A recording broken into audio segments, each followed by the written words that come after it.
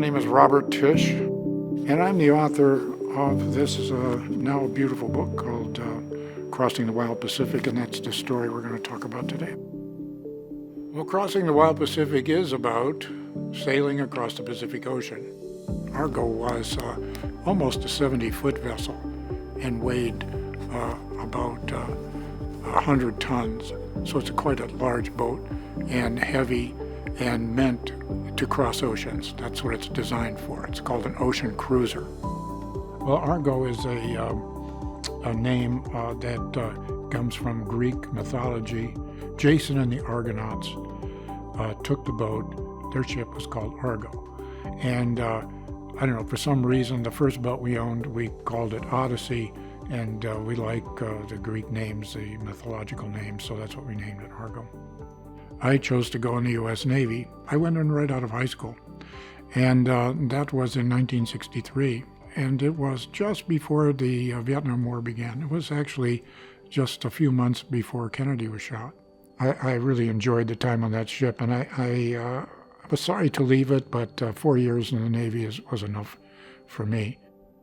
Well, the book is a combination of how to anticipate and plan a voyage like this, and the other part of the book is a travel log of all the places we were at and the peculiarities of each island. It's divided by each island that we came across. So there's a section on preparation and so forth, and then there's a section on being at sea for a long period of time.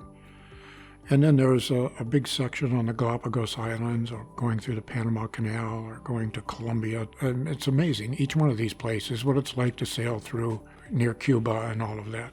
But each one of these islands, the Marquesa Islands, then Rangiroa and that area, down to Tahiti, and eventually to Samoa and Tonga.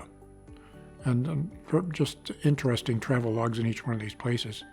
But also what we put up with regarding the ship and how it was handled and how we anchored and that sort of thing, who we met. It's a day-to-day log of what we experienced as we went across, including the failures in the boat, but also the weather. How did we handle it when our stabilizers failed? Or what happens if a net gets caught in our prop? How do we deal with that sort of thing?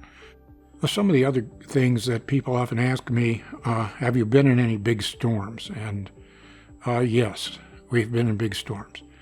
Well, how big were your storms? Well, how about 65-mile-an-hour winds? How would that be? That's a force 10 gale. That produces roughly 30-foot seas. And the book goes through the story of going through that terrible experience. It was an experience, the only time that I've been on the ocean that I wasn't sure I would make it off the ocean. The book goes into some detail about how we had to turn the boat around in the midst of these heavy seas in order to get us back on a track to New Zealand. But it's funny, we became sort of celebrities there. People in New Zealand follow the marine radio, particularly in these storms, because people do get caught out there and they get in a lot of trouble, and it's sort of a form of entertainment for the population, I guess. I'd like to introduce you to Rebecca, the co-captain and brains of the outfit. Chief Medical Officer, Chief Cook and Bottle Washer, that's for sure.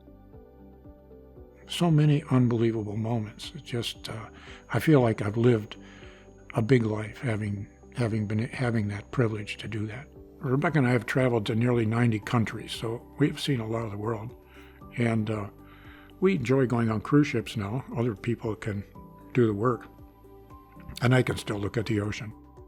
Well, the audience for the book is anybody who just wants an adventure tale and a true story, and maybe wants to learn a little bit about boating, but if they don't need to spend too much time on those chapters. But it's just a good story, I think. That's what others have told me. And that's my goal, just to tell a good story, and hopefully people enjoy it, and those who are interested in boating can gain something from it.